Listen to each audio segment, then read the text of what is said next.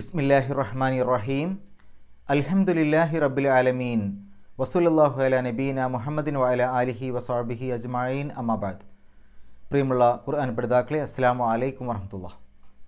പരിശുദ്ധ ഖുർആനിലെ 63-ാം അധ്യായവും 28-ാം ജുസ്ഇൽ ആകെയുള്ള 9 സൂറത്തുകളിൽ 6-ാമത്തെ സൂറത്തുമായിട്ടുള്ള സൂറത്തുൽ മുനാഫിഖൂനാണ് ഇനി നമുക്ക് പഠിക്കാനുള്ളത്. ഖുർആൻ ക്ലാസ് റൂമിലെ 55-ാമത്തെ സൂറത്താണ്. ഇതുവരെ നമ്മൾ 54 സൂറത്തുകൾ പഠിച്ചു കഴിഞ്ഞു. ഈ സൂറത്തിൻ്റെ പേര് അൽ മുനാഫിഖൂൻ എന്നാണ്. മുനാഫിഖൂൻ എന്ന് പറഞ്ഞാൽ കപടവിശ്വാസികൾ എന്നാണ് അർത്ഥം. ആദ്യ ആയത്തിൽ 2 തവണയും സൂറത്തിൻ്റെ അവസാന ഭാഗത്ത് 2 തവണയും ഈ പേര് വരുന്നുണ്ട്.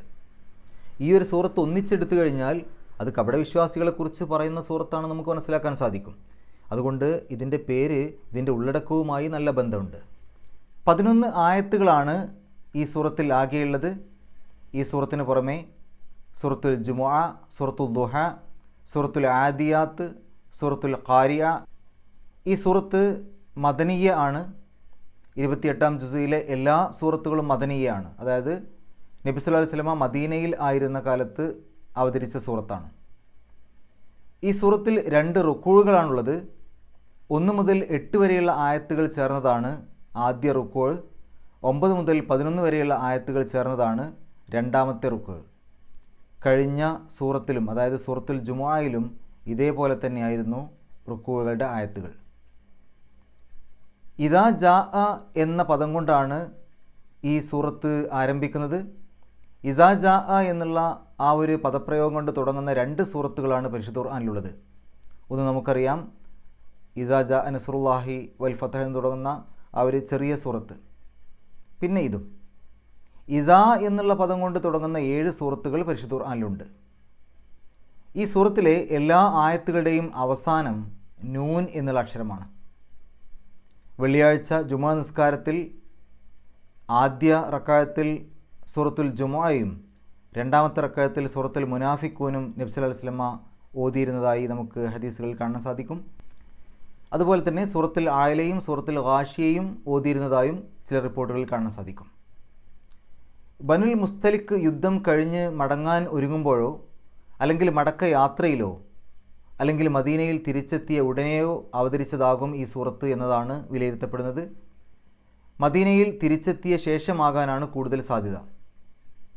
ഈ യുദ്ധം ഹിജ്റ 6-ാം വർഷം ഷഅബാനിലാണ് നടന്നത്. ഈ സൂറത്തിൽ പറയുന്ന കാര്യങ്ങൾ കൃത്യമായി മനസ്സിലാക്കാൻ ഒരൽപ്പം ചരിത്രം നാം മനസ്സിലാക്കേണ്ടതുണ്ട്. മദീനയിൽ കപടവിശ്വാസികൾ എങ്ങനെ ഉണ്ടായി എന്നും അവർ എങ്ങനെയാണ് പെരുമാറിയിരുന്നത് എന്നുമൊക്കെ ചെറിയ രൂപത്തിൽ നമ്മൾ മനസ്സിലാക്കേണ്ടതുണ്ട്. നബി സല്ലല്ലാഹു അലൈഹി വസല്ലമ മദീനയിൽ എത്തുമ്പോൾ അവിടെ ഔസ്, ഖസ്റജ്, ബനു ഖുറൈള, ബനു ഖൈനുഖാ, ബനു നളീർ എന്നീ പ്രമുഖ ഗോത്രങ്ങളുണ്ടായിരുന്നു. ഈ ഗോത്രങ്ങളൊക്കെ എങ്ങനെയാണ് അവിടെ എത്തിപ്പെട്ടത് എന്നും ഈ ഗോത്രങ്ങളുടെ മറ്റ് കാര്യങ്ങളുമൊക്കെ സൂറത്തുൽ ഹശ്റിൻ്റെ 2-ാമത്തെ ആയത്ത് വിശദീകരിച്ച സമയത്ത് നമ്മൾ മനസ്സിലാക്കിയിട്ടുണ്ട്. ഔസ് ഖസ്റജ് ഗോത്രം യമനിലെ സബ് എന്നുള്ള സ്ഥലത്തു നിന്നാണ് അങ്ങോട്ട് വന്നത്. അവിടെ ഒരു അണക്കെട്ട് പൊട്ടിയ സമയത്താണ് അവരങ്ങോട്ട് പലായനം ചെയ്യുന്നത്. കൃഷിയായിരുന്നു അവരുടെ പ്രധാനപ്പെട്ട തൊഴിൽ. ഇതൊക്കെ നമ്മൾ മനസ്സിലാക്കിയതാണ്. ഇനി എങ്ങനെയാണ് നബി സല്ലല്ലാഹു അലൈഹി വസല്ലമ മദീനയിലെത്തുന്നത്? ഇപ്പോൾ ഈ പറഞ്ഞ ഈ ഗോത്രങ്ങളിലെ പലരും ഹജ്ജിന് മക്കയിൽ പോയിരുന്നു. അവർ ഇസ്ലാം സ്വീകരിക്കുന്നതിന് മുമ്പ് തന്നെ അവർ ഹജ്ജിന് വേണ്ടി മക്കയിൽ പോയിരുന്നു. അങ്ങനെ അവിടെ ചെന്ന സമയത്ത് നബി സല്ലല്ലാഹു അലൈഹി വസല്ലമയെ കാണുകയും പരിചയപ്പെടുകയും ചെയ്തു. അങ്ങനെ അവർ ഇസ്ലാം മതം സ്വീകരിച്ചു. അവർ നബി സല്ലല്ലാഹു അലൈഹി വസല്ലമയെ കാണാനും പരിചയപ്പെടാനും മക്കയിലുള്ള അവിശ്വാസികൾ ഒരു പ്രധാനപ്പെട്ട കാരണമാണ്. മക്കയിലുള്ള അവിശ്വാസികൾ പലപ്പോഴും ഈ ഹജ്ജിന് വരുന്ന ആളുകളോട് പറയും, ഇവിടെ മുഹമ്മദ് എന്ന് പറയുന്ന ഒരാളുണ്ട്, അദ്ദേഹത്തെ നിങ്ങൾ കാണരുത്. അദ്ദേഹത്തെ കണ്ടു കഴിഞ്ഞാൽ അദ്ദേഹത്തിൻ്റെ തെറ്റായ ആ ഒരു വിശ്വാസത്തിലേക്ക് നിങ്ങൾ പോവും. ഇത് കേൾക്കുമ്പോൾ പല ആളുകൾക്കും എന്നാൽ എന്താണ് അദ്ദേഹം പറയുന്നത് എന്ന് കേൾക്കാനുള്ള ആഗ്രഹമുണ്ടാകും. അങ്ങനെ കാണാൻ വിചാരിക്കാത്ത ആളുകൾ പോലും നബി സല്ലല്ലാഹു അലൈഹി വസല്ലമയെ പോയി കാണാൻ ശ്രമിക്കും. അങ്ങനെ ഒരുപാട് ആളുകൾ ഇസ്ലാം മതം സ്വീകരിച്ചു. ഔസ് ഖസ്റജ് ഗോത്രത്തിലെ പല നേതാക്കളും ഇതിൽപ്പെടും. അങ്ങനെ ആ ആളുകൾ, ഇസ്ലാം മതം സ്വീകരിച്ച ആ ആളുകൾ അവരുടെ നാട്ടിലേക്ക്, അതായത് മദീനയിലേക്ക്, അന്ന് മദീന എന്നല്ല പേര്, യസ്രിബ് എന്നാണ്. അപ്പോൾ അവരുടെ നാട്ടിലേക്ക് ഈ ഇസ്ലാം മതത്തെക്കുറിച്ച് പറഞ്ഞു കൊടുക്കാൻ വേണ്ടി ആളുകളെ അങ്ങോട്ട് പറഞ്ഞയക്കാൻ വേണ്ടി നബി സല്ലല്ലാഹു അലൈഹി വസല്ലമയോട് പറയുകയും അതിൻ്റെ അടിസ്ഥാനത്തിൽ മിസ്അബ് റളിയല്ലാഹു അൻഹുവിനെയും അസദ് ബിനു സുറാറ റളിയല്ലാഹു അൻഹുവിനെയും ഒക്കെ അങ്ങോട്ട് പറഞ്ഞയച്ചു. അവർ മദീനയിൽ പോയി, അതായത് യസ്രിബിൽ പോയിട്ട് ദഅവത്ത് നടത്തി. അങ്ങനെ കുറേ അധികം പേർ ഇസ്ലാം മതം സ്വീകരിച്ചു. ഇങ്ങനെ ഈ രൂപത്തിൽ ഇസ്ലാമിലേക്ക് വന്ന ആളുകളാണ് നബി സല്ലല്ലാഹു അലൈഹി വസല്ലമയെ മദീനയിലേക്ക് ക്ഷണിക്കുന്നത്. ആ കാലത്ത് മദീനയുടെ പേര് യസ്രിബ് എന്നാണെന്ന് പറഞ്ഞല്ലോ. പിന്നീട് നബി സല്ലല്ലാഹു അലൈഹി വസല്ലമയുടെ പട്ടണം എന്ന അർത്ഥത്തിൽ മദീനത്തുൻ നബി എന്ന് പേര് കിട്ടി നബി സല്ലല്ലാഹു അലൈഹി വസല്ലമയുടെ വരവിന് ശേഷം. പിന്നീട് ആ ഒരു മദീനത്തുൻ നബി എന്നുള്ളത് ചുരുക്കി മദീന എന്നും പേര് വന്നു. നബി സല്ലല്ലാഹു അലൈഹി വസല്ലമയുടെ വരവ് ഒട്ടും ഇഷ്ടപ്പെടാത്ത ഒരാൾ അവിടെ ഉണ്ടായിരുന്നു. ഖസ്റജ് ഗോത്രത്തിൻ്റെ തലവനായിട്ടുള്ള അബ്ദുല്ലാഹിബിനു ഉബയ്യിബിനു സുലൂൽ എന്ന വ്യക്തിയായിരുന്നു അത്. അങ്ങനെ അദ്ദേഹത്തിന് നബി സല്ലല്ലാഹു അലൈഹി വസല്ലമയുടെ വരവ് ഇഷ്ടപ്പെടാതിരിക്കാൻ ഒരു പ്രത്യേക കാരണമുണ്ട്. ഔസ് ഖസ്റജ് എന്നീ രണ്ട് ഗോത്രങ്ങൾക്കും സമ്മതനായിട്ടുള്ള ഒരാളായിരുന്നു ഈ അബ്ദുല്ലാഹിബിനു ഉബയ്യിബിനു സുലൂൽ. അവർ സ്ഥിരമായിട്ട് പരസ്പരം അങ്ങോട്ടും ഇങ്ങോട്ടും പോരടിച്ച് പരസ്പരം യുദ്ധം ചെയ്ത് കലഹങ്ങൾ ഉണ്ടാക്കിയിരുന്നൊരു കാലഘട്ടമാണത്. അപ്പോൾ അവർക്ക് തന്നെ തോന്നി ആ രണ്ട് കൂട്ടർക്കും, അതായത് ഔസ് ഖസ്റജ് രണ്ട് ഗോത്രങ്ങൾക്കും ഒരു തലവൻ വേണം, ഒരു രാജാവ് വേണം. അങ്ങനെ രണ്ട് കൂട്ടർക്കും എതിർപ്പില്ലാത്ത രൂപത്തിൽ രാജാവാക്കാൻ അവർ തീരുമാനിച്ചത് ഈ ഖസ്റജ് ഗോത്രത്തിൻ്റെ തലവനായിട്ടുള്ള അബ്ദുല്ലാഹിബിന് ഉബയ്യിബിന് സുലൂലിനെയായിരുന്നു.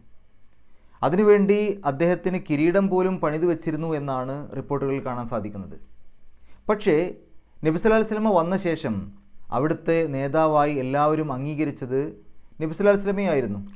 അപ്പോൾ പിന്നെ അബ്ദുല്ലാഹിബിന് ഉബയ്യിബിന് സുലൂലിനെ രാജാവാക്കാനുള്ള നീക്കമൊക്കെ ആളുകൾ ഒഴിവാക്കി. അത് നടന്നില്ല. രണ്ട് ഗോത്രത്തിലെയും നേതാക്കളടക്കം കുറേ അധികം പേർ ഇസ്ലാമിലേക്ക് വന്നപ്പോൾ നിവൃത്തിയില്ലാതെ ഈ അബ്ദുല്ലാഹിബിന് ഉബയ്യിബിന് സുലൂലിനും അയാളുടെ കൂടെ നിന്നിരുന്ന ആളുകൾക്കും ഇസ്ലാം സ്വീകരിക്കേണ്ടി വന്നു. അതായത് പ്രത്യക്ഷത്തിൽ അവർ ഇസ്ലാം സ്വീകരിച്ചു, മാനസികമായി സ്വീകരിച്ചിട്ടില്ല. അങ്ങനെ ഇസ്ലാമിലേക്ക് വന്നിട്ടില്ലെങ്കിൽ അയാൾക്ക് കാര്യമായ സ്ഥാനമൊന്നും ഉണ്ടാവില്ല അവരുടെ ഇടയിൽ എന്ന് അയാൾക്ക് മനസ്സിലായി. അങ്ങനെ രാജാവാകുന്നത് ഇല്ലാതായത് നബി സല്ലല്ലാഹു അലൈഹി വസല്ലമ വന്നതുകൊണ്ടാണല്ലോ. അതുകൊണ്ട് അയാൾക്കും അയാളെ പിന്തുണക്കുന്നവർക്കും നബി സല്ലല്ലാഹു അലൈഹി വസല്ലമയോടും മുസ്ലിങ്ങളോടും ഉള്ളിൽ നല്ല ദേഷ്യം ഉണ്ടായിരുന്നു.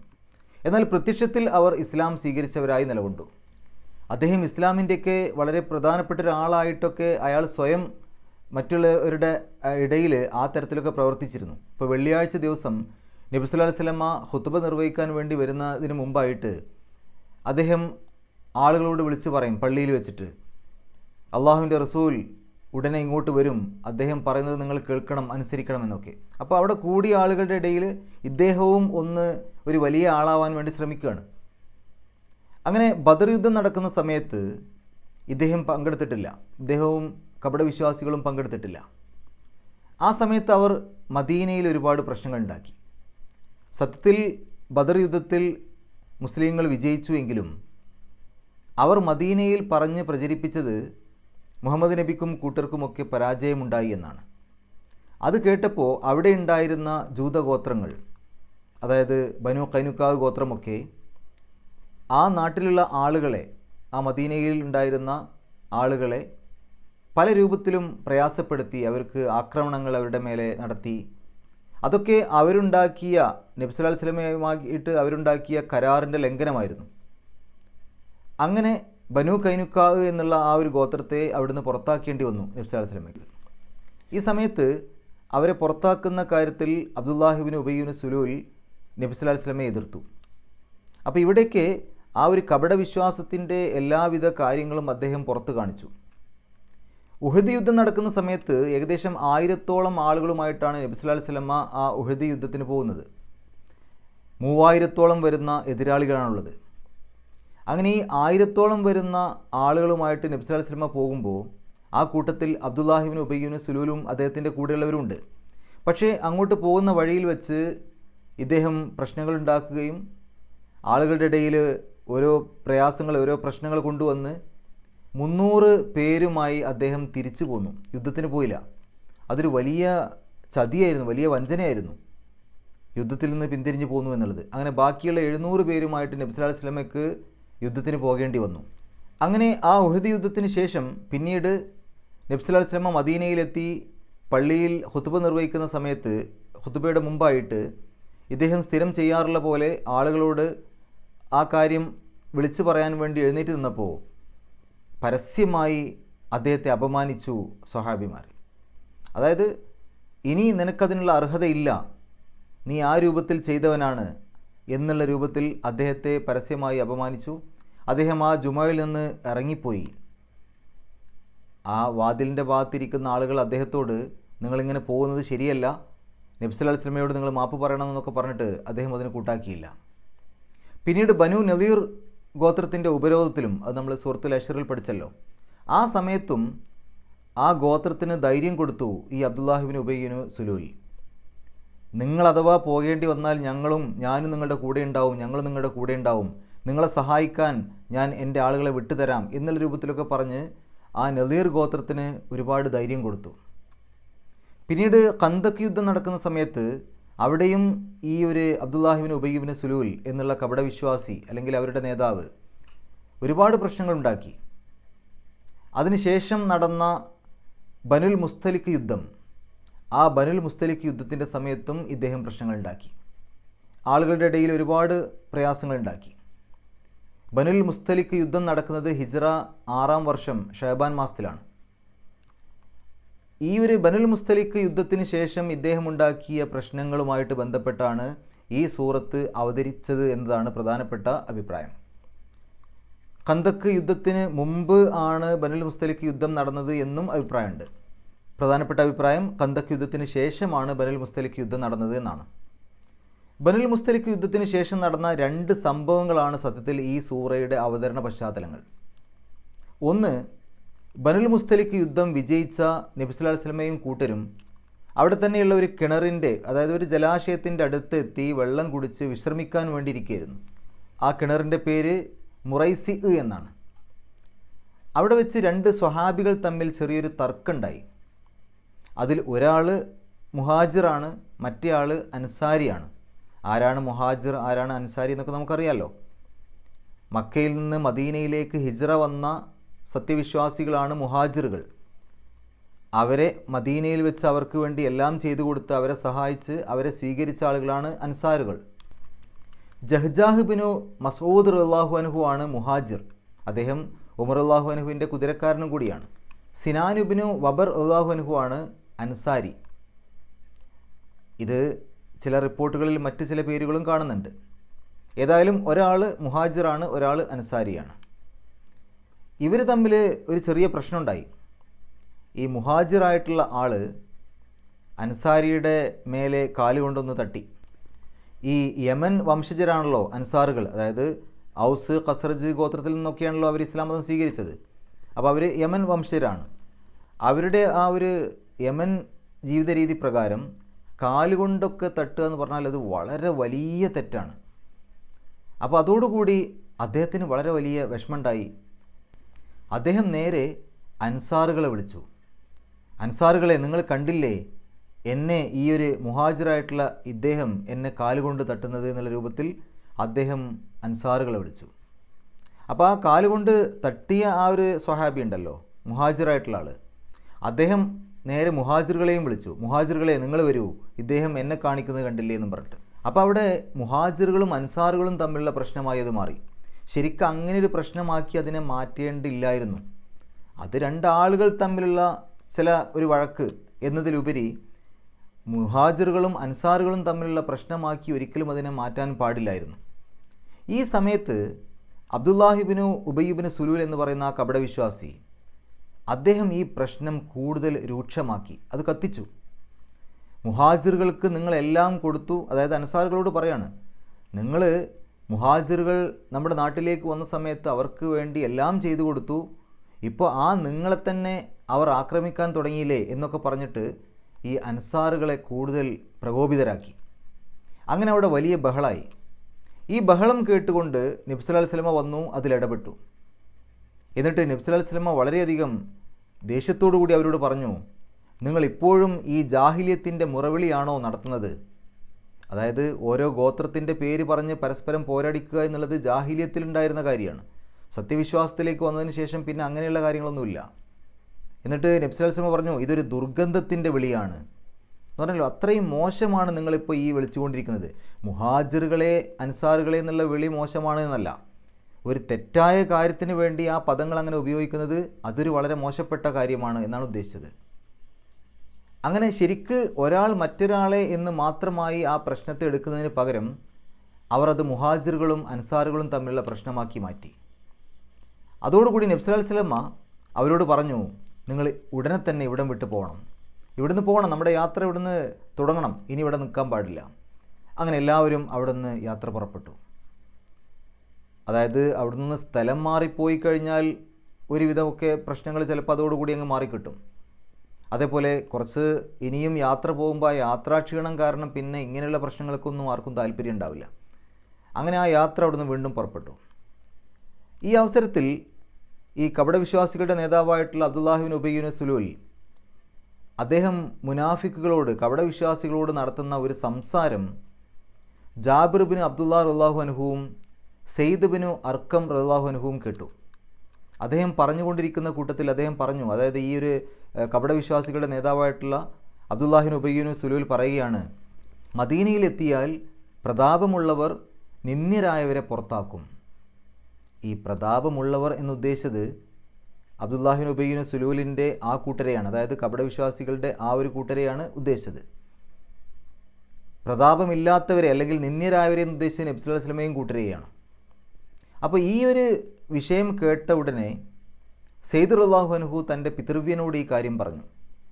അങ്ങനെ അദ്ദേഹം നബി സല്ലല്ലാഹു അലൈഹി വസല്ലമയോടും ഈ കാര്യം പറഞ്ഞു. നബി സല്ലല്ലാഹു അലൈഹി വസല്ലമ സെയ്ദിനെ വിളിച്ച് ചോദിച്ചു. സെയ്ദ് അന്ന് ചെറിയ കുട്ടിയാണ്. വിളിച്ച് ചോദിച്ചു, ഈ കേട്ടതൊക്കെ ശരിയാണോ? അപ്പോൾ സെയ്ദ് റളിയല്ലാഹു അൻഹു സത്യം ചെയ്ത് പറഞ്ഞു, അള്ളാഹുവിനെ വെച്ച് സത്യം ചെയ്ത് പറഞ്ഞു, ഞാനങ്ങനെ കേട്ടിട്ടുണ്ട്, അവരങ്ങനെ പറഞ്ഞിട്ടുണ്ട്. അതോടുകൂടി നബി സല്ലല്ലാഹു അലൈഹി വസല്ലമ അബ്ദുല്ലാഹി ഇബ്നു ഉബയ്യ് ഇബ്നു സുലൂലിനെ വിളിച്ച് ചോദിച്ചു, നിങ്ങൾ ഈ രൂപത്തിലൊക്കെ അവിടെ പറഞ്ഞിട്ടുണ്ടോ? അദ്ദേഹം അത് നിഷേധിച്ചു, ഞങ്ങളങ്ങനെ പറഞ്ഞിട്ടില്ല. അദ്ദേഹം സത്യം ചെയ്തുകൊണ്ട് പറഞ്ഞു, അങ്ങനെ പറഞ്ഞിട്ടേ ഇല്ല. അപ്പോൾ നബി സല്ലല്ലാഹു അലൈഹി വസല്ലമ ആ ഒരു ബാലനായിട്ടുള്ള കുട്ടിയായിട്ടുള്ള സെയ്ദ് റളിയല്ലാഹു അൻഹുവിനെ വിളിച്ചിട്ട് പറഞ്ഞു, ഒരു പക്ഷേ നീ കേട്ട് തെറ്റിയതാവാം. അങ്ങനെയൊക്കെ പറഞ്ഞ് ആ വിഷയം അവിടെ അവസാനിപ്പിച്ചു. പക്ഷേ മുസ്ലിങ്ങളുടെ കൂട്ടത്തിൽ ചിലരൊക്കെ തന്നെയും സെയ്ദ് റളിയല്ലാഹു അൻഹുവിനോട് അത്ര നല്ല രൂപത്തിലല്ലാതെ പെരുമാറി, സെയ്ദ് റളിയല്ലാഹു അൻഹുവിനെ കുറ്റപ്പെടുത്തി. അപ്പോൾ അത് സെയ്ദ് റളിയല്ലാഹു അൻഹുവിനെ നന്നായിട്ട് വേദനിച്ചു, ഒരു ചെറിയ കുട്ടിയായിരുന്നെങ്കിലും. പിന്നീട് ആയത്തിറങ്ങി, അള്ളാഹുവിൻ്റെ ആയത്തിറങ്ങി സെയ്ദ് റളിയല്ലാഹു അൻഹുവിനെ സത്യപ്പെടുത്തിക്കൊണ്ട്. നബി സല്ലല്ലാഹു അലൈഹി വസല്ലമ സെയ്ദിനെ ഈ ഒരു സമയത്ത് പ്രത്യേകമായി വിളിച്ചുകൊണ്ട് പറഞ്ഞു, നീ പറഞ്ഞത് തന്നെയായിരുന്നു സത്യം, അള്ളാഹു അത് സാക്ഷ്യപ്പെടുത്തിയിട്ടുണ്ട്. ഇതാണ് ഒരു സംഭവം. അതായത് ഈ സൂറത്ത് ഇറങ്ങാനുണ്ടായ കാരണങ്ങളിൽ ഒന്ന് ഈ സംഭവമാണ്.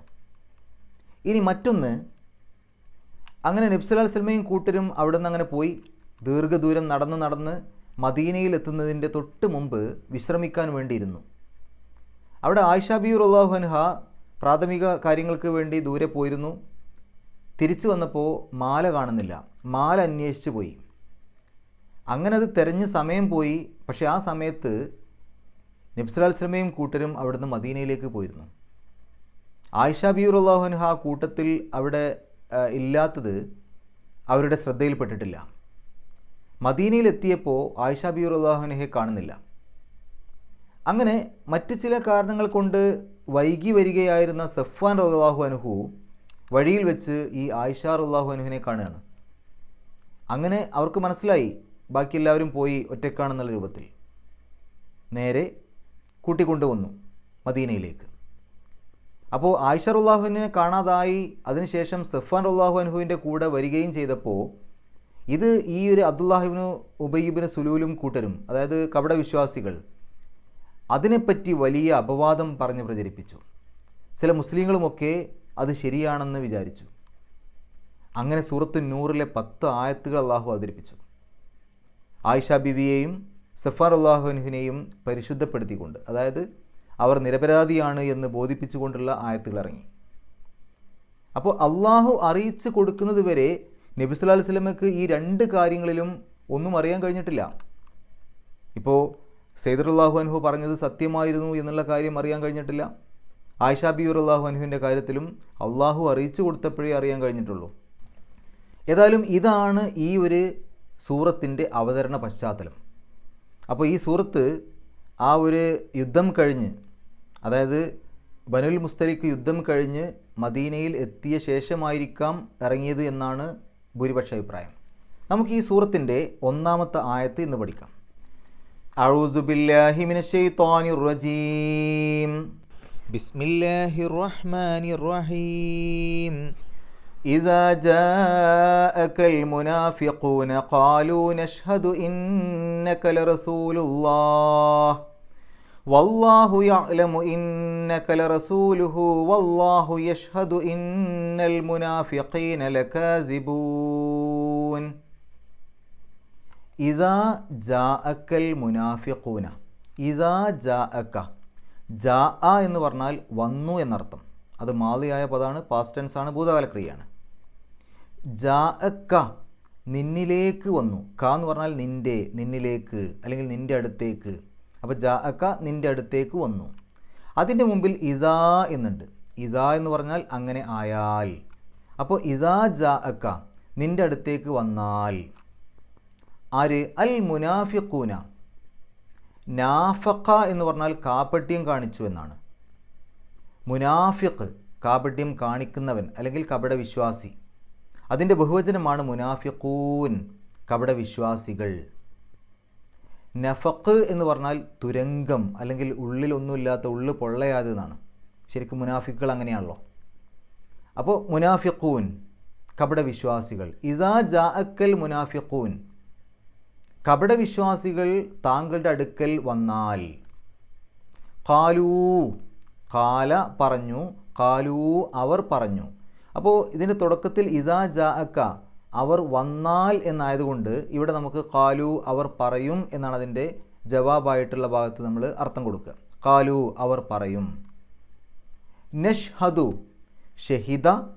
ഷഹിദ എന്ന് പറഞ്ഞാൽ സാക്ഷ്യപ്പെടുത്തി, സാക്ഷ്യം വഹിച്ചു. യഷ്ഹദു അവൻ സാക്ഷ്യം വഹിക്കും, അവൻ സാക്ഷ്യം വഹിക്കുന്നു. നഷ്ഹദു നാം സാക്ഷ്യം വഹിക്കും, നാം സാക്ഷ്യം വഹിക്കുന്നു. അപ്പോൾ ഇവിടെ ഖാലൂ അവർ പറയും, നഷ്ഹദു ഞങ്ങൾ സാക്ഷ്യം വഹിക്കുന്നു.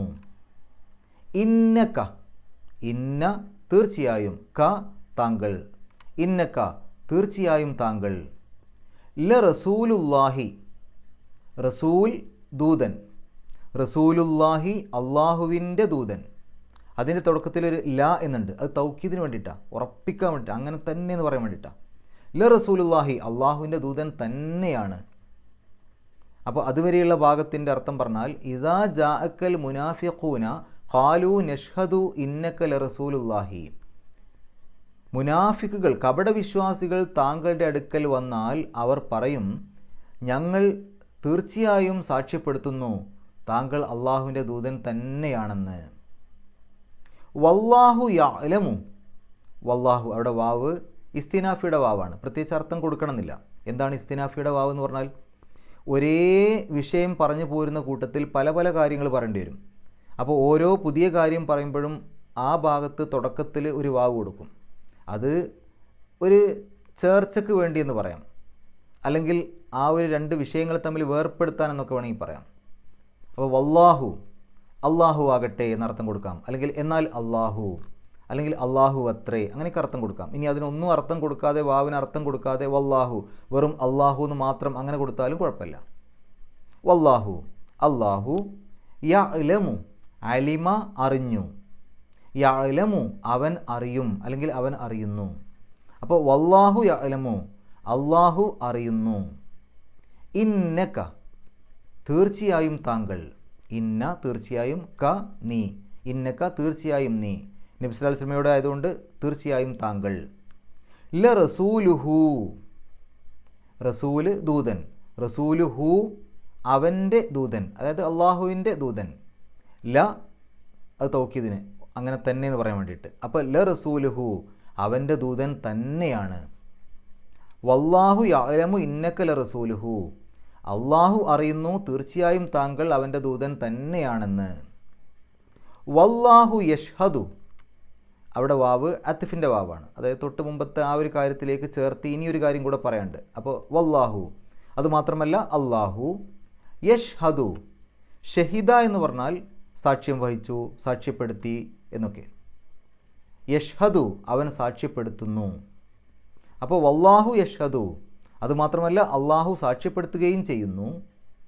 ഇന്നൽ മുനാഫിഖീന, ഇന്ന തീർച്ചയായും, അൽ മുനാഫിഖീന കപടവിശ്വാസികൾ, ല കാസിബൂൻ, കസബ എന്ന് പറഞ്ഞാൽ കളവ് പറഞ്ഞു, കാസിബ് കളവ് പറയുന്നവൻ, കാസിബൂൻ കളവ് പറയുന്നവർ, ല കാസിബൂൻ കളവ് പറയുന്നവർ തന്നെയാണ്.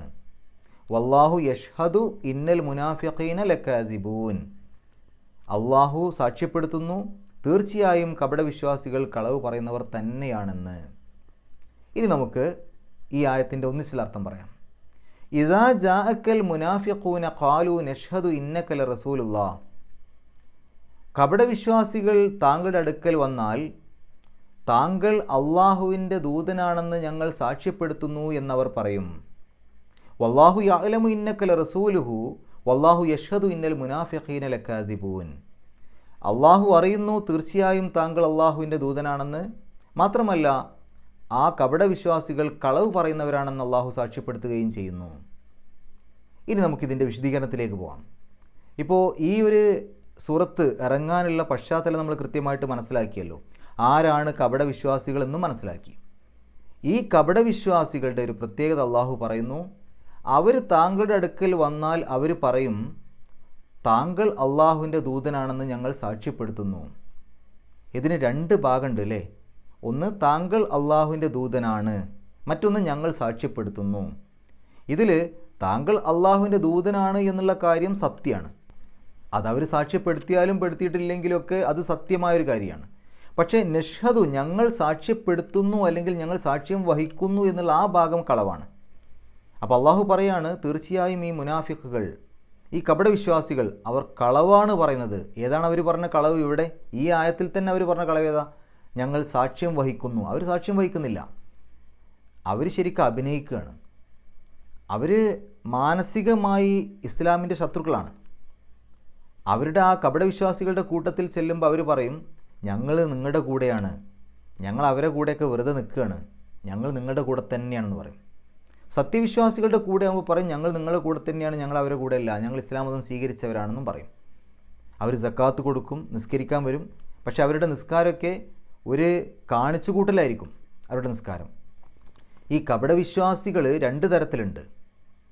ഒന്ന് വിശ്വാസപരമായ കപടവിശ്വാസികളുണ്ട്, മറ്റൊന്ന് കർമ്മപരമായ കപടവിശ്വാസികളുണ്ട്. വിശ്വാസപരമായ കപടവിശ്വാസികൾ എന്ന് പറഞ്ഞാൽ അവർ ഇസ്ലാം മതം സ്വീകരിച്ചു എന്ന് പറയുകയും മുസ്ലിങ്ങളുടെ കൂട്ടത്തിൽ നടക്കുകയൊക്കെ ചെയ്യും, പക്ഷേ വിശ്വസിച്ചിട്ടില്ല. അതാണ് ഏറ്റവും ഗുരുതരമായ കപടവിശ്വാസികൾ. അവർക്ക് നരകത്തിൻ്റെ അടിത്തട്ടിലാണ് സ്ഥാനം. എന്നാൽ കർമ്മപരമായ കപടവിശ്വാസികളുണ്ട്. നമ്മളിതിനു മുമ്പ് പഠിച്ച സൂറത്തുകളുടെ വിശദീകരണത്തിൽ നമ്മളത് പറഞ്ഞിട്ടുണ്ട്. അതായത് നബി സല്ലല്ലാഹു അലൈഹി വസല്ലമ കപടവിശ്വാസികളുടെ ലക്ഷണമായിക്കൊണ്ട് എണ്ണിയ കാര്യങ്ങൾ. ഒരു റിപ്പോർട്ടിൽ 3 എന്നും മറ്റൊരു റിപ്പോർട്ടിൽ 4 എന്നൊക്കെ ഉണ്ട്. അപ്പോൾ അതിൽ ചില കാര്യങ്ങൾ എണ്ണി പറഞ്ഞു. വിശ്വസിച്ചാൽ ചതിക്കും, വായ തുറന്നാൽ സംസാരിച്ചാൽ കളവ് പറയും, വാഗ്ദത്തം ചെയ്താൽ ലംഘിക്കും, തമ്മിൽ തെറ്റിയാൽ അനാവശ്യം വിളിച്ച് പറയും, ഇങ്ങനെയുള്ള കാര്യങ്ങളൊക്കെ. അപ്പോൾ ഇതിപ്പോൾ ഒരാൾ വാഗ്ദത്തം ചെയ്താൽ ലംഘിച്ചു എന്നുള്ളത് കൊണ്ട് അദ്ദേഹം കാഫിറാണെന്നൊന്നും പറയാനൊന്നും പറ്റില്ല. അദ്ദേഹത്തിന് അതിനുള്ള ശിക്ഷ കിട്ടും. അപ്പോൾ അതൊരു കർമ്മപരമായ കപടവിശ്വാസമാണ്. പക്ഷേ ഇത്തരം കപടവിശ്വാസം ഈ ആദ്യം പറഞ്ഞ വിശ്വാസപരമായ കപടവിശ്വാസത്തിലേക്ക് എത്തിപ്പെടും. അതുകൊണ്ട് അത് വളരെയധികം പേടിക്കേണ്ട കാര്യമാണ്. ഏതായാലും ഈ രണ്ടും രണ്ടായിട്ടാണ് പണ്ഡിതന്മാർ എണ്ണിയിട്ടുള്ളത്. ഒന്ന് വിശ്വാസപരമായ കപടവിശ്വാസം. ആ കപടവിശ്വാസത്തെയാണ് ഈ ആയത്തിൽ പറയുന്നത്. മുനാഫിക്കുകൾ നബി സല്ലല്ലാഹു അലൈഹി വസല്ലമയുടെ അടുത്ത് വരുമ്പോൾ പറയും ഞങ്ങൾ നിങ്ങളുടെ കൂടെയാണ്, ഞങ്ങൾ നിങ്ങളെ റസൂലായിട്ട് ഞങ്ങൾ അംഗീകരിക്കുന്നു, ഞങ്ങൾ സാക്ഷ്യം വഹിക്കുന്നു എന്നൊക്കെ പറയും. അപ്പോൾ അള്ളാഹു പറയാണ് അള്ളാഹുവിനറിയാം താങ്കൾ അള്ളാഹുവിൻ്റെ ദൂതനാണെന്നുള്ള കാര്യം അള്ളാഹുവിനറിയാം. മാത്രമല്ല അവർ പറഞ്ഞല്ലോ ഞങ്ങൾ സാക്ഷ്യം വഹിക്കുന്നു, താങ്കൾ അള്ളാഹുവിൻ്റെ ദൂതനാണെന്ന് ഞങ്ങൾ സാക്ഷ്യം വഹിക്കുന്നു എന്ന് കപടവിശ്വാസികൾ പറഞ്ഞല്ലോ. അതിന് അതേപോലെയുള്ളൊരു വാചകം കൊണ്ട് അള്ളാഹു പറയാണ് അള്ളാഹു സാക്ഷ്യം വഹിക്കുന്നു അവരൊക്കെ കളവ് പറയുന്നവരാണ്. ആ മുനാഫിക്കുകൾ കളവ് പറയുന്നവരാണെന്ന് അള്ളാഹു സാക്ഷ്യം വഹിക്കുന്നു. അവർ പറഞ്ഞ അതേ രൂപത്തിലുള്ളൊരു വാചകമാണ് അവിടെ. നഷ്ഹദു ഇന്നക ലറസൂലുള്ളാ എന്ന് പറഞ്ഞ സ്ഥാനത്ത് അള്ളാഹു പറയാണ് യഷ്ഹദു ഇന്നൽ മുനാഫിഖീന ലകാദിബൂൻ എന്ന്. അപ്പോൾ ഈ ഒരു ആയത്തിറങ്ങിയതോടുകൂടി അള്ളാഹുവിൻ്റെ റസൂൽ സല്ലല്ലാഹു അലൈഹി വസല്ലമയ്ക്ക് മനസ്സിലായി ഈ മുനാഫിക്കുകൾ പറഞ്ഞത് കളവായിരുന്നു. ഞങ്ങൾ അങ്ങനെയൊന്നും പറഞ്ഞിട്ടില്ല, സയ്യിദ് റളിയല്ലാഹു അൻഹു പറഞ്ഞത് ആണ് തെറ്റ് എന്നുള്ള രൂപത്തിൽ പറഞ്ഞല്ലോ. പക്ഷേ ഈ ആയത്തിറങ്ങിയതോടുകൂടി അള്ളാഹുവിൻ്റെ റസൂൽ സല്ലല്ലാഹു അലൈഹി വസല്ലമയ്ക്ക് മനസ്സിലായി സയ്യിദ് റളിയല്ലാഹു അൻഹു പറഞ്ഞതാണ് ശരി, മുനാഫിക്കുകൾ പറഞ്ഞത് കളവായിരുന്നു എന്നുള്ള കാര്യം. ഇനി നമുക്ക് ഈ ഒരു ആയത്തിൽ വന്ന പാരായണ നിയമങ്ങൾ നോക്കാം. ഇദാ ജാഅക, അവിടെ ജാ എന്നുള്ള നീട്ടലിന് ശേഷം അ എന്നുള്ള ഹംസ വന്നു. അപ്പോൾ മദ്ദും ഹംസയും അടുത്തടുത്ത് വന്നു. ഒരേ പദത്തിൻ്റെ ഉള്ളിലാണ്, ജാ എന്നുള്ള ഒറ്റപ്പദമാണ്. ഒരേ പദത്തിൻ്റെ ഉള്ളിൽ മദ്ദും ഹംസയും അടുത്തടുത്ത് വന്നാൽ നിർബന്ധമായും 4 or 5 അക്ഷരങ്ങളുടെ ദൈർഘ്യം നീട്ടണം. മദ് മുത്തസിൽ എന്നാണ് പറയുക. അപ്പോൾ ജാഅക, ജാഅക്കൽ മുനാഫിഖൂന ഖാലു നഷ്ഹദു ഇന്നക, നൂനിൻ്റെ ശബ്ദം മണിക്കുക, ല റസൂലുള്ളാഹ്. ആ റസൂലുള്ളാഹ് എന്ന് കഴിഞ്ഞിട്ട് അവിടെ ഒരു ഖാഫും ലാമും കാണാം, ഖിലി എന്ന് പറയും. അവിടെ പാരായണം നിർത്തിപ്പോവലാണ് ഏറ്റവും നല്ലത്. അവിടെ പാരായണം നിർത്താം, നിർത്താതെയും ഓതാം, പക്ഷെ നിർത്തലാണ് ഏറ്റവും നല്ലത്. ആ സ്വിലി നമ്മൾ പറയാറില്ല, അതിൻ്റെ നേരെ വിപരീതം. സ്വിലി ആണെങ്കിൽ എങ്ങനെയാണ്? നിർത്താം, നിർത്താതെയും പോവാം, പക്ഷെ നിർത്താതെ പോകലാണ് ഏറ്റവും നല്ലതെന്ന് പറയും. പക്ഷേ ഖിലി കാണുമ്പോൾ, ഖാഫും ലാമും കാണുമ്പോൾ നിർത്തലാണ് ഏറ്റവും ഉത്തമം. അങ്ങനെ നിർത്തുന്ന സമയത്ത് ആ റസൂലുള്ളാഹ് എന്ന് പറഞ്ഞ ആ അള്ളാഹ് എന്നുള്ള പദത്തിൻ്റെ അവസാനത്തിൽ സുക്കൂന് കൊടുത്തിട്ട് നിർത്തുക. അപ്പോൾ ആ അള്ളാഹ് എന്നുള്ള നീട്ടൽ 6 അക്ഷരങ്ങളുടെ ദൈർഘ്യം വരെ നീട്ടാൻ അനുവാദമുള്ള മദ്ദുകാരികളായിട്ട് മാറും. റസൂലുള്ളാഹ് എന്നുള്ള രൂപത്തിൽ. നിർത്താതെ പോവുകയാണെങ്കിൽ അവിടെ എഴുതിയ പോലെ റസൂലുള്ളാഹി എന്ന് ഓതിയിട്ടങ്ങ് പോയാൽ മതി. വല്ലാഹു യഅലമു ഇന്നക, നൂനിൻ്റെ ശബ്ദം മണിക്കുക, ല റസൂലുഹു. അവിടെ ഹു എന്നുള്ള ആ ഒരു ഹ ഉലമീർ വന്നു. അതിൻ്റെ മുമ്പും ശേഷവുമുള്ള അക്ഷരങ്ങൾക്ക് ഹരക്കത്തുണ്ട്. അതുകൊണ്ട് ആ ഹ ഉലമീറിനെ 2 അക്ഷരത്തിൻ്റെ ദൈർഘ്യം നീട്ടണം. അത് കാണിക്കാൻ ചെറിയൊരു വാവ് അവിടെ ഇട്ട് കൊടുത്തിട്ടുണ്ടാവും. അപ്പോൾ റസൂലുഹു. വല്ലാഹു യഷ്ഹദു ഇന്ന, അവിടെ ആ നൂനിൻ്റെ ശബ്ദം മണിക്കുക, ഇന്നൽ മുനാഫിഖീന ലകാദിബൂൻ. അവസാനത്തെ നൂനിനെ സുക്കൂൻ ഇട്ടിട്ട് നിർത്തുക. തൊട്ട് മുമ്പത്തെ ബൂ എന്നുള്ള ആ നീട്ടൽ 6 അക്ഷരങ്ങളുടെ ദൈർഘ്യം വരെ നീട്ടാൻ അനുവാദമുള്ള മദ് ആരിൽ. നമുക്ക് ഈ ആയത്തൊന്ന് പാരായണം ചെയ്യാം, ശേഷം ഗ്രാമർ പറയാം. അഊസു ബില്ലാഹി മിനശ് ശൈത്വാനിർ റജീം. ബിസ്മില്ലാഹിർ റഹ്മാനിർ റഹീം. ഇദാ ജാഅകൽ മുനാഫിഖൂന ഖാലൂ നഷ്ഹദു ഇന്നക ലറസൂലുള്ളാഹ് വല്ലാഹു യഅലമു ഇന്നക ലറസൂലുഹു വല്ലാഹു യഷ്ഹദു ഇന്നൽ മുനാഫിഖീന ലകാദിബൂൻ. ഇനി ഗ്രാമർ നോക്കുകയാണെങ്കിൽ ഇദാ എന്നുള്ള പദം ലർഫ് സമാൻ എന്ന് പറയും. ഒരു കാലത്തെ അല്ലെങ്കിൽ ഒരു സമയത്തെ കുറിക്കുന്ന പദമാണ് ലർഫ് സമാൻ എന്ന് പറയാം. അപ്പോൾ ഇദാ, അങ്ങനെ ആയപ്പോൾ, അങ്ങനെ ആയാൽ എന്നൊക്കെ പറയുമ്പോൾ ഒരു സമയത്തിനെയാണ് സൂചിപ്പിക്കുന്നത്. ഒരു സ്ഥാനത്തെ അല്ലെങ്കിൽ സ്ഥലത്തെ സൂചിപ്പിക്കുന്ന പദം വരാറുണ്ട്, അതിന് ലർഫ് മക്കാൻ എന്നാണ് പറയാം. ഇത് ലർഫ് സമാനാണ്.